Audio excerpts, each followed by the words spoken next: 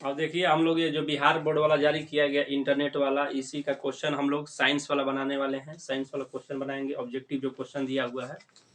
तो इसमें हम लोग सबसे पहले पहला जो सेट है, मॉडल पेपर का पहला सेट वस्तुनिष्ठ प्रश्न, जो आपको 80 को आता है, जिसमें से 40 क्वेश्चन आपको बनाने रहते हैं।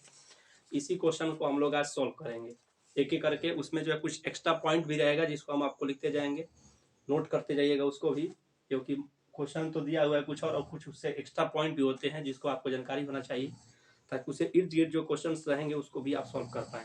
और देखिए इसमें पहला जो क्वेश्चन दिया हुआ है, लिखा हुआ है कि वास्तविक वस्तु का आभासी प्रतिबिंब बनता है। माने कोई भी वस्तु अगर वास्तविक रहेगी तो उसका जो आभासी प्रतिबिंब किसमें बनता है, कौन से दर्पण में बनता है, यही आपको बताना है। तो यह ऐसे भी लिखा जा सकता है कि वस्तु का आभासी प्रतिबिंब बनता है। आभासी प्रतिबिंब को हम लोग काल्पनिक प्रतिबिंब भी कहते हैं। तो ये जो प्रतिबिंब बनता है, समतल दर्पण, उत्तल दर्पण, अवतल दर्पण, ये तीनों दर्पणों में जो है कोई भी वस्तु का आभासी प्रतिबिंब बन सकता है। ऑप्शन नंबर आपका कौन हो जाएगा? ऑप्शन नंबर डी हो जाएगा। अब इसको नोट कर लीजिए कि समतल दर्पण में केवल और केवल जो प्रतिबिंब बनते हैं आभासी बनते हैं, सीधा बनते हैं और वस्तु के बराबर बनते हैं। आपसे क्वेश्चन पूछ सकता है कि कौन ऐसा दर्पण है जिसमें जो प्रतिबिंब बनता है हमेशा वस्तु के बराबर बनता है, तो वो है समतल दर्पण, जिसमें प्रतिबिंब हमेशा वस्तु के क्या बनता है? बराबर बनता है। और इसमें प्रतिबिंब हमेशा वस्तु के सीधा बनेगा और हमेशा आभासी बनेगा। फिर उत्तल दर्पण में दिया हुआ है कि इसमें जो प्रतिबिंब बनता है केवल आभासी बनता है, सीधा बनता है और वस्तु से हमेशा कैसा बनता है? छोटा बनता है। यानी उत्तल दर्पण में जो प्रतिबिंब बनेगा, वस्तु को कहीं पर भी रखिएगा दर्पण के सामने, तो प्रतिबिंब हमेशा वस्तु से छोटा बनने वाला है, हमेशा प्रतिबिंब जो है सीधा बनने वाला है और केवल आभासी प्रतिबिंब बनने वाला है। मतलब आभासी, सीधा और छोटा, इसमें जो है प्रतिबिंब इसी टाइप के बनते हैं उत्तल दर्पण में। अवतल दर्पण में ना हर टाइप के प्रतिबिंब बनते हैं, वस्तु को अलग अलग पोजीशन पर, अलग अलग जगहों पर रखने पर अवतल दर्पण में जो प्रतिबिंब बनते हैं, कभी वास्तविक भी बनता है, कभी काल्पनिक बनता है, कभी बराबर बनता है, कभी छोटा बनता है, कभी बड़ा बनता है। यानी अवतल दर्पण एकलौता दर्पण है जिसमें सब टाइप के प्रतिबिंब आपको देखने के लिए मिलते हैं। इसमें हर टाइप के प्रतिबिंब बनते हैं। और देखिए दूसरा नंबर क्वेश्चन दिया हुआ है आपको कि एक डायोप्टर उस लेंस की क्षमता होती है जिसकी फोकस दूरी होती है 1 centimetre, 2 centimetre, 1 centimetre, 2 metre, 2 centimetre, 1 metre. कराना की एक लेंस है, उसका क्षमता दे दिया एक डायोप्टर। तो आप जानते हैं फॉर्मूला होता है लेंस की क्षमता बराबर क्या होता है? तो लेंस की क्षमता बराबर, आपसे कोई पूछेगा कि लेंस की क्षमता बराबर क्या होगा, लेंस की क्षमता को ना पी से दिखाते हैं। तो लेंस की क्षमता बराबर होता है 1/में फोकस दूरी। क्या होता है? 1/में फोकस दूरी। याद रखिएगा लेंस की क्षमता बराबर क्या होगा? तो लेंस की क्षमता बराबर क्या होगा? 1/में फोकस दूरी।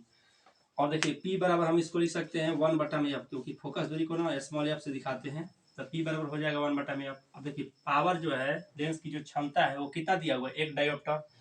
तो एक डायोप्टर यानी पी की जगह पर कितना रखिएगा? 1 रखिएगा। और देखिए 1/एफ हो जाएगा, होगा ना 1/एफ। और इसको त्रिया गुणा कर दीजिए तो यह बराबर कितना आ जाएगा? तो यह बराबर आ जाएगा 1 मीटर। कितना आ जाएगा? 1 मीटर। एक अगर डायोप्टर किसी लेंस की क्षमता दी रहेगी तो उसका फोकस दूरी कितना आएगा? 1 मीटर आएगा। ऑप्शन नंबर क्या हो जाएगा? डी हो जाएगा। फिर ध्यान सुनिए, आपसे भी पूछ सकता है कि लेंस की क्षमता का सही मात्रक क्या होता है? तो लेंस की क्षमता का सही मात्रक होता है डायोप्टर। क्या होता है? डायोप्टर, जिसको कैपिटल डी से दिखाते हैं। लेंस की क्षमता का सही मात्रक क्या होगा? डायोप्टर होगा या पर मीटर होगा? क्या होगा? पर मीटर। ऑप्शन में ये भी रह सकता है, ऑप्शन में ये भी रह सकता है। दोनों रहेगा तो दोनों को टिक करेंगे। पूछा जाएगा ना फोकस दूरी का मात्रक क्या होगा? तो फोकस दूरी का जो सही मात्रक होता है वो मीटर होता है। क्या होता है? मीटर। फोकस दूरी का सही मात्रक क्या होगा? मीटर। और लेंस की क्षमता का सही मात्रक क्या होगा? तो लेंस की क्षमता का सही मात्रक डायोप्टर होगा या पर मीटर होगा। अब देखिए यहाँ पर फोकस दूरी ना मीटर में दिया रहेगा, तब जा करके आपको मतलब लेंस की क्षमता हम लोग निकाल सकते हैं। अगर मान लीजिए लेंस की अगर फोकस दूरी सेंटीमीटर में दिया हो, फोकस दूरी किस में दिया हो? सेंटीमीटर में, तब लेंस की क्षमता कैसे निकालेंगे? तो लेंस की क्षमता बराबर हो जाएगा 1, यहाँ पर ऊपर 100 रहेगा, नीचे कितना रहेगा? एफ रहेगा। क्या रहेगा? एफ रहेगा। और साथ ही एफ किस में रहेगा? सेंटीमीटर में रहेगा, तो ये वाला फॉर्मूला यूज करेंगे। अगर मीटर में रहेगा तो ये वाला फॉर्मूला यूज करेंगे। याद रखना है। तो पी बराबर क्या होगा? 100/एफ। बस एफ किस में होना चाहिए? सेंटीमीटर में, तो ये वाला सूत्र यूज करेंगे। अगर एफ मीटर में दिया रहेगा तो ये वाला जो है लेंस की क्षमता निकालने के लिए सूत्र यूज करेंगे। अब अगला देखिए तीसरा नंबर क्वेश्चन दिया हुआ है, कह रहा है किसी लेंस के बाहर की ओर उभरे दो गोलीय पृष्ठ। कह रहा कोई लेंस है और उसका जो दो पृष्ठ है ना वो बाहर की ओर क्या है? उभरा हुआ है। बाहर की ओर उभरे हुए दो गोलीय पृष्ठ हो तो इसे कहते हैं, जैसे ऐसे उठा हुआ रहेगा, इसको कौन सा हम लोग लेंस कहेंगे? तो इसको क्या कहेंगे? इसको कहेंगे उत्तल लेंस। क्या कहेंगे? उत्तल लेंस। अगर मान लीजिए कि पूछता कि अगर धंसा हुआ रहेगा दोनों पृष्ठ, उसको क्या कहेंगे? तो उसको कहेंगे अवतल लेंस। यहाँ पर ये हो जाएगा आपको उत्तल लेंस, क्योंकि दोनों इसका पृष्ठ जो है उठा हुआ है और इसका दोनों पृष्ठ क्या है, धंसा हुआ है। तो इसको क्या कहेंगे, इसको कहेंगे अवतल लेंस, इसको कहेंगे उत्तल लेंस। जो क्वेश्चन आपका पूछ रहा था कि दोनों जो है बाहर की ओर लेंस का उभरा हुआ होना चाहिए पृष्ठ, तो वो हो जाएगा आपको उत्तल लेंस। अगर पूछता कि धंसा होना चाहिए तो कौन सा लेंस हो जाता, अवतल लेंस हो जाता है। अब देखिए अगला क्वेश्चन ये दिया हुआ है कि कौन रंग है, कौन ऐसा कलर है, कौन ऐसा रंग है, कौन रंग जिसका खतरे के सिग्नल में उपयोग किया जाता है। आप देखे होंगे जो लाइट होता है वो रेड कलर का होता है, लाल रंग का। आंसर क्या हो जाएगा, लाल रंग का। लाल रंग का हम लोग ना खतरे के सिग्नल के रूप में इसका उपयोग करते हैं। क्यों उपयोग करते हैं, क्योंकि इस लाल रंग का जो तरंग दैर्घ्य होता है, तरंग दैर्घ्य ज्यादा होता है और ये दूर तक दिखाई देता है। इसीलिए हम लोग खतरे के जगह पर जो सिग्नल होता है वहां पर किस रंग का उपयोग करते हैं, लाल रंग का लाइट यूज करते हैं। अब देखिए ये क्वेश्चन 5 नंबर दिया है कि प्रकाश के किस रंग के लिए, मान प्रकाश का कौन सा रंग है जिसके लिए तरंग दैर्घ्य अधिकतम होता है। मान किस प्रकाश का कौन सा रंग है। आप जानते हैं कि सूर्य के प्रकाश में कितने रंग होते हैं, सूर्य के प्रकाश में 7 रंग होते हैं। उन 7 रंगों में से कौन ऐसा रंग है जिसका तरंग दैर्घ्य अधिकतम होता है। अधिकतम का मतलब सबसे ज्यादा होता है। देखिए सूर्य के प्रकाश में ना टोटल 7 गो रंग होते हैं। 7 रंगों का नाम लिखा हुआ है। बैगनी होता है, जामुनी होता है, नीला होता है, हरा होता है, पीला होता है, नारंगी होता है और लाल होता है। इन 7 रंगों में, इन 7 वर्णों में सबसे अधिक जिसका तरंगदैर्घ्य होता है वो कौन सा होता है, लाल। तो किसका होता है, लाल का तरंगदैर्घ्य सबसे अधिक होता है। सबसे कम किसका होता है, तो सबसे कम जो है तरंगदैर्घ्य किसका होता है, तो बैगनी का होता है। यानी ऊपर से नीचे की ओर आइएगा ना इस रंग में तो उसका तरंगदैर्घ्य क्या होगा, बढ़ेगा।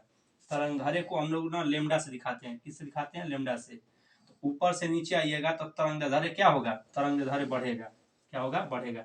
पूछा जाएगा ना कि सबसे कम तरंगदैर्घ्य किसका होता है, बैगनी का। उसके बाद किसका ज्यादा होता है, जामुनी का। उसके बाद किसका ज्यादा होता है, नीला का।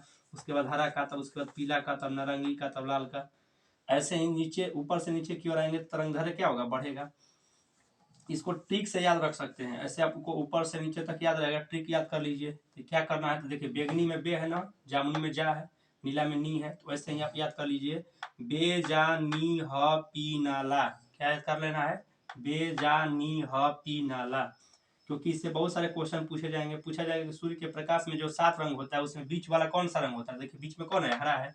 या ऐसे भी पूछ सकता है कि 4 गुण आपको दे देगा, इसमें से रंग पूछेगा किसका तरंगदैर्घ्य अधिक है। तो आप एक ऑर्डर में, एक क्रम में याद किए रहेंगे तो आपको बताने में कोई दिक्कत नहीं होगी।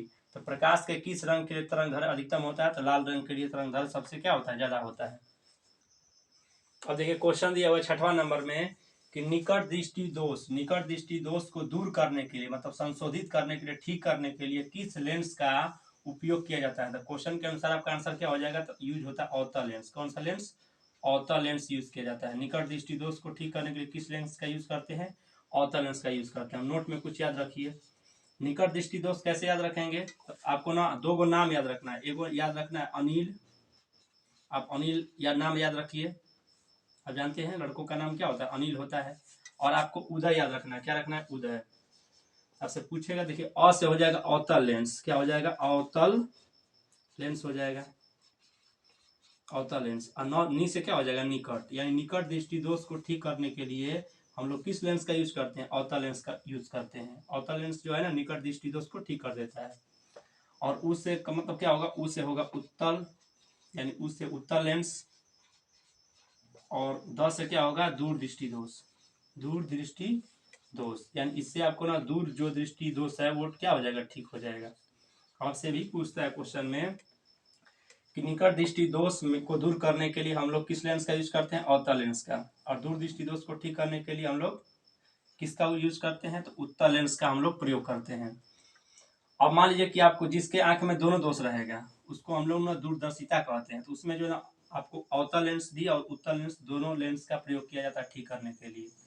तो आंख में जो है दोष, निकट दृष्टि दोष रहेगा तो ये वाला लेंस यूज करेंगे। और दूर दृष्टि दोष रहेगा तो आपको उत्तल लेंस यूज करेंगे। आपको 2 नाम याद रखना है, एक अनिल और दूसरा नाम क्या याद रखना है, उदय याद रखना है, जिससे आपको याद रहेगा ये।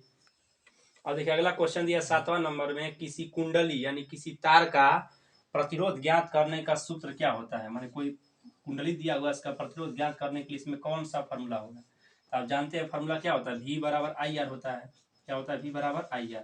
अब V बराबर IR तो किसी ऑप्शन में दिया नहीं है। तो आप इसको ऐसे भी लिख सकते हैं, देखिए यहाँ पर ये आई को नीचे लाइएगा तो क्या हो जाएगा, v बटा में आई हो जाएगा। तो v बटा में आई बराबर क्या बचेगा, आर बचेगा। तो ये वाला हम लोग जो है देखेंगे किस में दिया हुआ, ऐसा ऑप्शन में किस में दिया, किसमें बी नंबर में दिया है, आर बराबर क्या लिखा है, v बटा में आई, और आपका बी आर बराबर क्या आया, v बटा में आई। तो यही बी नंबर आंसर हो जाएगा। अब इसको ना जो v बराबर आई लिखा है ना, v बराबर आई आर, इसको किसका समीकरण कहते हैं, इसको ओम का समीकरण कहते हैं। किसका समीकरण, ओम का समीकरण। आपसे पूछ सकता है कि इसमें से ओम का समीकरण कौन है, यही v बराबर क्या है, आई आर, ओम का समीकरण है। पूछा जाएगा ओम के समीकरण में क्या चीज अचर रहता है, जो नहीं बदलता है। आपको याद रखना है कि भौतिक जो भी प्रतिक्रियाएं होंगी वो जो है अचर रहती हैं, खास करके तापमान जो है आपको क्या रहेगा, इसमें अचर रहेगा। यानी इसमें तापमान नहीं बदलेगा, तभी जाकर के ओम का नियम जो है लागू होता है। फिर आपसे पूछ सकता है कि ना कि v बराबर आई आर लिखा हुआ है, तो v और i का जो ग्राफ खींचते हैं दोनों के बीच में, तो कैसा आता है, तो याद रखिएगा कैसा आता है, सरल रेखा। कैसा आता है, सरल रेखा जो है दोनों के बीच में ग्राफ खींचने पर आता है। क्वेश्चन एग्जाम में पूछा हुआ है कि ओम के नियम को लागू करने के लिए किसको अचर होना जरूरी है, तापमान को अचर होना जरूरी है। और v और i, यानी v का मतलब वोल्टेज यानी विभवांतर, और i का मतलब विद्युत धारा, इन दोनों के बीच में जो ग्राफ खींचा जाता है ओम के नियम का जो समीकरण दिया उसके माध्यम से, तो कैसा आता है, सरल रेखा आता है। और अगला क्वेश्चन दिया है कि धातुओं में धारा प्रवाह होता है, मतलब धातु जो होता है उसमें जो लाइन बहता है वो किसके चलते प्रवाह होता है, किसके चलते बहता है। तो आपको याद रखना है मुक्त इलेक्ट्रॉन के चलते। किसके चलते, मुक्त इलेक्ट्रॉन, यानी जो मुक्त इलेक्ट्रॉन्स होते हैं उसी के चलते आपको किसी भी धातुओं के अंदर क्या बहता है, धारा, यानी बिजली प्रवाहित होता है। तो आपको याद रखना है कि मुक्त इलेक्ट्रॉन्स के चलते, क्योंकि धातु में क्या होते हैं, इलेक्ट्रॉन्स होते हैं, वही इलेक्ट्रॉन जो है ना मूव करते हैं, चलते हैं, जिसके चलते किसी भी धातु के अंदर बिजली क्या होने लगती है, प्रवाहित होने लगती है। अब आपसे पूछा जाएगा ना कि जो विलयन होता है, यानी जो कोई सोल्यूशन रहेगा, कोई घोल रहेगा, जैसे नमक और पानी मिला दिए, उसमें जो है बिजली क्यों प्रवाहित होती है, माने उसमें धारा क्यों उत्पन्न होती है, तो वो होती है आयन के चलते। किसके चलते, आयन के चलते। अगर यहाँ पर विलयन दिया रहता आंसर ना, किसी का घोल दिया रहता तो आंसर क्या हो जाता, आयन हो जाता। अब देखिए 9वां नंबर में क्वेश्चन दिया हुआ है कि परिपथ में, परिपथ का मतलब जो सर्किट बनाते हैं घर पे, जो लाइन जिसमें बल्ब बल्ब सब लगा रहता है उसको परिपथ कहते हैं। तो परिपथ में विद्युत धारा माने बिजली की माप के लिए माप की जाती है। परिपथ में विद्युत धारा की जो माप की जाती है वो किसके से की जाती है, तो एमीटर से की जाती है। किससे की जाती है, एमीटर से। यानी एमीटर से हम लोग ना विद्युत धारा को क्या करते हैं, मापते हैं। तो आपको आंसर हो जाएगा बी। अब देखिए कुछ अलग से जानकारी, जैसे पूछा जाएगा कि आपको जो है ना हम लोग गैल्वेनोमीटर क्या करता है, तो ये विद्युत धारा का ना पता लगाता है, कि विद्युत धारा किधर प्रवाहित हो रही है। ये विद्युत धारा का क्या बताता है, दिशा बताता है। तो आपसे अगर क्वेश्चन यहाँ पूछता है कि विद्युत धारा की दिशा हम लोग किससे पता लगाते हैं, तो गैल्वेनोमीटर से लगाते हैं। विद्युत धारा की दिशा का कैसे पता लगाते हैं, तो गैल्वेनोमीटर से लगाते हैं। लेकिन आपसे क्वेश्चन पूछा जाएगा विद्युत धारा किससे मापते हैं, तो एमीटर से मापते हैं। किस मापते हैं, एमीटर से। आंसर हो जाएगा यहाँ पर एमीटर। तो विद्युत फ्यूज विद्युत धारा के किस प्रभाव पर कार्य करता है, आपको याद रखना है कि उसमें प्रभाव पर काम करता है, क्योंकि वो गर्म हो जाएगा तो पिघल जाएगा तो परिपथ में जो भी आपको डिवाइस लगे रहेंगे वो खराब होने से बच जाएंगे। विद्युत फ्यूज को हम लोग इसीलिए लगाते हैं ताकि वो जो है गर्म होकर के, अगर ज़्यादा धारा प्रवाहित होता हो बिजली का, तो वो जो मतलब टूट जाए और सर्किट ब्रेक कर जाएगी, तो सर्किट ब्रेक हो जाएगा तो उसमें से जो बिजली प्रवाहित नहीं होगी। विद्युत फ्यूज का जो तार होता है वो विद्युत धारा के किस प्रभाव पर कार्य करता है, तो उसमें प्रभाव पर काम करता है।